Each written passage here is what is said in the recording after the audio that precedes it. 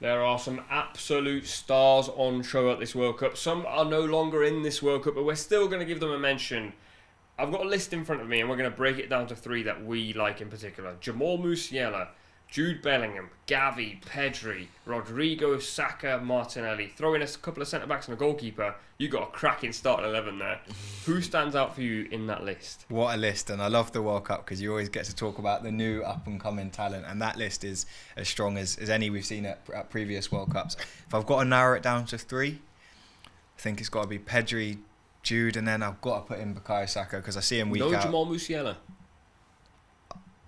You asked me my opinion. I apologise. Like, you've probably missed out some people there that people are going to be like, why aren't they in the list? So at least let me have my three. I'm going to go Pedri, Jude, and Bukayo, just because I see him week out in the Prem, and that's the three I'm most excited about when I look at that list. For me, top of that list is Musiala. I just love the way he plays, his ball retention, his ability to dribble. He can do everything. He's only this is obviously best under 21s. He's only 19. He's got the world at his feet, and he's at Bayern Munich and is already their best player. Pedri, absolutely love Pedri. He's got to go in my top three. He's just part of that midfield. People compare him to Xavi. He's got a bit more. I'm not saying he's going to achieve. Wow. No, disclaimer. I'm not saying that he's going to achieve as much as Xavi. But his ability to not only pick a pass but also beat a man as well. Xavi had Iniesta to do that for him. I think Pedri can do a little bit of that himself. And Jude Bellingham. We've talked ad nauseum about how good this guy is, what he brings to the game for England, what he brings to the game for Bayern, Borussia Dortmund. He's just a complete midfielder. So those three, Musiala, Pedri and Jude Bellingham, stick out for me. I've got the same three but in a different order. Martinelli, by the way, if you're watching this, first up, amazing, drop a like. It's crazy to me that Martinelli doesn't get in these conversations very often. If I had to pick a fourth... He's in the conversation. Yeah, but he's like in the passive side of the conversation. Yeah. He's an outstanding footballer. Rodrigo as well at Real Madrid, by the way.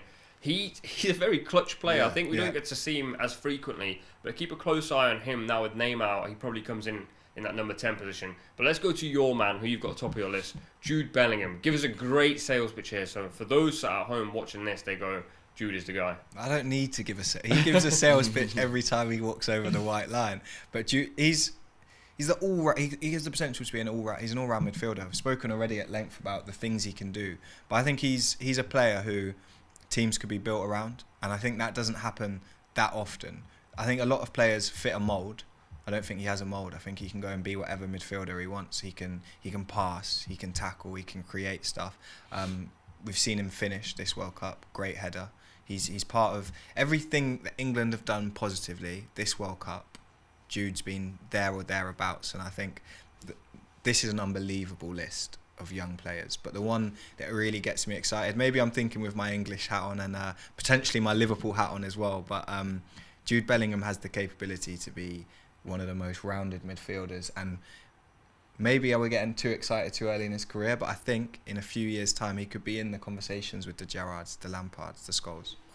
I like him. I like that bold take, and I wouldn't disagree. Anyone buying that now? Anyone? Yeah, it's not 150 mil though. We need it cheaper. No, we'll invest in the stocks early, so it'll be a little bit cheaper. I think that Jude Bellingham has got everything that you mentioned. Like he's so good at football, and I think that sometimes you have to strip it back. People try and pigeonhole players. He can do this. He can do that. She can do this. He's just really good at football. He can do everything, and he's going to go on to have an incredible career. I think where he might struggle in terms of being compared to Lampard and Gerrard and Scholes and all these players is the amount of trophies that those guys won. Jude, it depends on where he goes in terms of his next club, but those guys won a stupid amount of trophies when you look at the cabinet, and to be really heralded as one of those people, you've got to have those trophies in the cabinet. We were speaking off air, and you were saying that you wouldn't want him to come to the Premier League. Yeah. What's the reason for that? It's the intensity of the scrutiny, the media pressure. Every single game is hyper-analysed. I'll give you a quick example. Casemiro, the day the Champions League, or the day the final whistle blew in the Champions League final, everybody would have said he was a world-class centre midfielder. As soon as he signs for Manchester United, people said he's done, he's passed it. The scrutiny when he comes to Premier League is just different. And I see it when Ronaldo and Rooney were at Manchester United and they were similar abilities. Ronaldo goes to Real Madrid, saves his legs, let's be honest, goes and saves his legs. When you play against some of those teams and the game is done by half time, you're not having to work as hard. It's just the fact of it, the rigours of the Premier League, and that sounds so kind of Premier League centric, but there are different kind of requirements in the Premier League, and the media attention that you get from being Jude Bellingham, being that face of kind of football. If you go to Real Madrid and you go and stack the trophies, because it's slightly easier to win trophies out there, and then you go and deliver on the biggest stages in the Champions League, I think the allure is a lot more. If Paul Pogba didn't come to Manchester United and wouldn't have gone to Real Madrid, I think we're talking about a very different player. Just because of the scrutiny and the kind of intensity of how much people analyse your game. But we've seen players, those we mentioned Gerrard and Lampard, they carried that weight on their back, and they did it for 10 plus seasons. And I think the thing that excites me as much as what Jude does on the pitch is how he carries himself off the pitch. He's someone who I think really, really has studied football, loves football, and I think he's grounded. Maybe making that move to Dortmund at such a young age, maybe it does change your perspective on a few things. But the thing that excites me, as well as on the pitch, is his intelligence. And I think he's got enough about him to ride that pressure and deal with it, whereas other people may crumble. I do agree with you, but I think it's no coincidence that in this England team, the only player that you say is almost or we all say is flawless and hasn't got any holes is Jude Bellingham, simply for the fact that we don't see him every single game for Borussia Dortmund. Oh, for a caveat there. If you follow me on Twitter, you know every single game I want to face. But even Harry Kane, who is a world-class performer, we are finding a way to criticise him. He's going to go on to break the record for England in terms of goal scoring. He's probably going to go on to break Alan Shearer's Premier League record. He is a prime world-class striker, and we find ways to criticise him. And Jude Bellingham's not a midfielder that gives you numbers in terms of goals and assists. It's just the eye test. And we know football fans are lazy these days. They don't necessarily watch it. They see the stat sheet. Oh, he hasn't got any goals, hasn't got any assists. He's not a good player. And I think the pressure of coming to the Premier League, not saying he can't handle it, but there's going to be suitors in Real Madrid and Barcelona. Anywhere he wants to go, I would suggest go somewhere like that.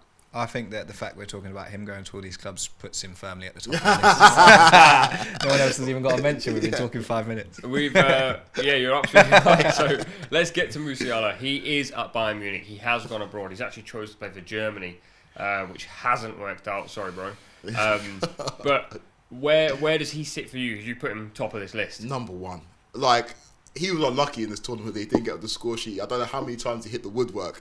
His ball retention, the ability to just dribble past a man so effortlessly, and the mentality as well, it seems cool, calm and collected.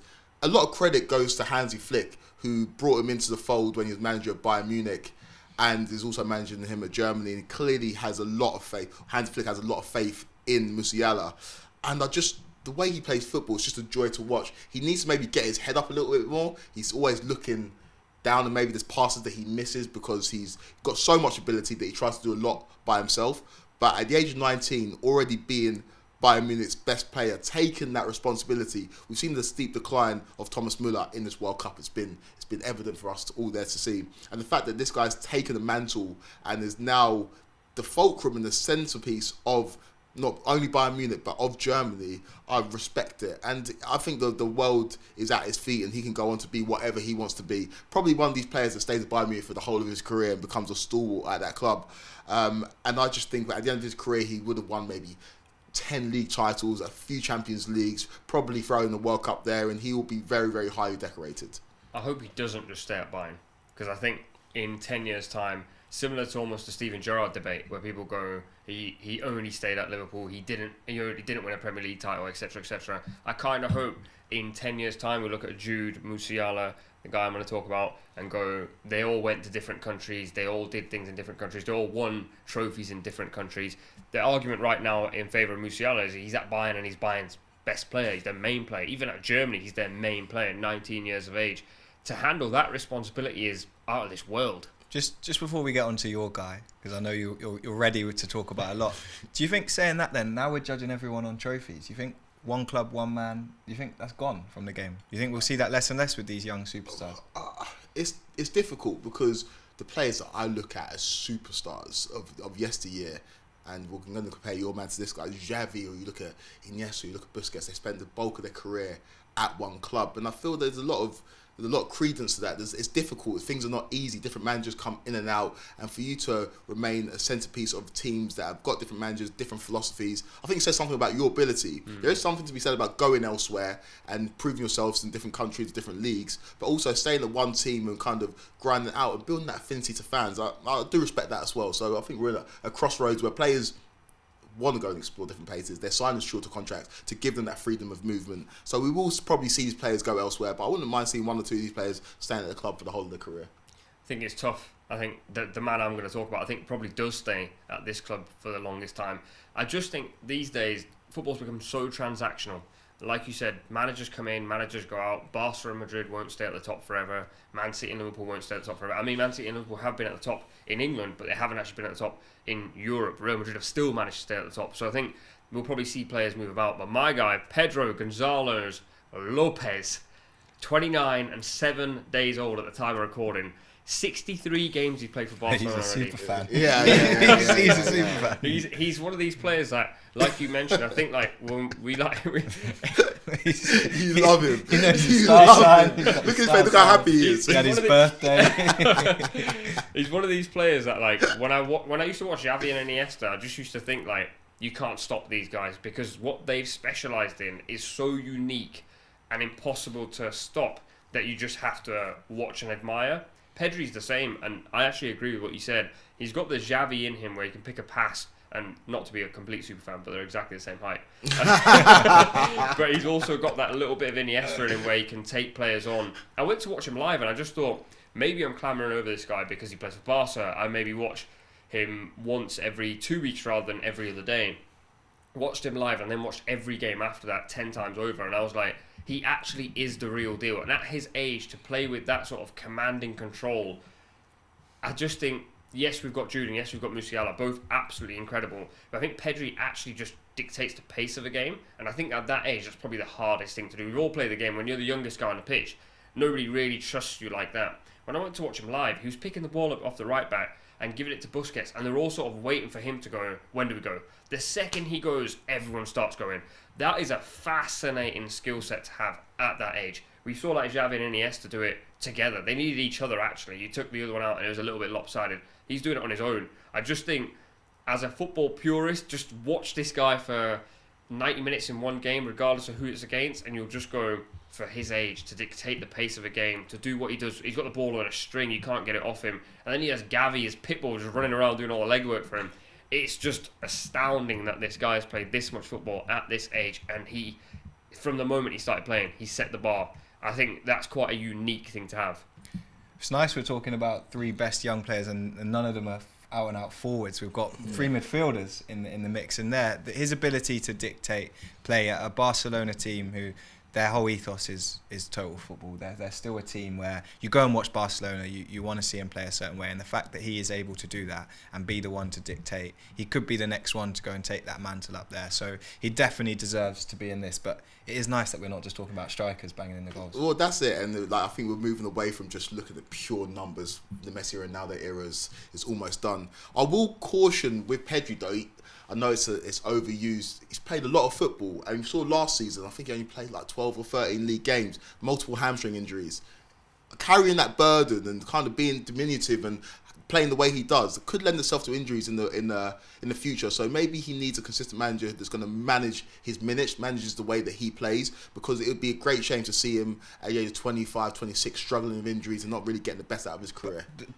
On the flip side, the environment of Barcelona the last few years, to manage that pressure, to be one of the starting players in a young age, you're going to pick up injuries. It's part of football. No one wants to see it, but to have the pressure in that transition that Barcelona are going through with Las Palencas and the difficulty that club's under, to be there and be pushing to be the metronome, the ticker in the team, the person who gets the club going, deserves a lot of credit. And I think later in his career, if he does stay there, he'll probably be their main man and regarded as a legend with those players, hopefully. If he leaves, then those years he's had there under that pressure will put him in good stead. All right, I feel like I've settled. Pedri's time. You let us know in the comments if you've missed anyone, and if it is one of these three guys, then make sure you put it in the comments. It's Pedri. Thanks so much for watching ESPN on YouTube. And for more sports highlights and analysis, be sure to download the ESPN app. And for premium content and live streaming, subscribe to ESPN Plus.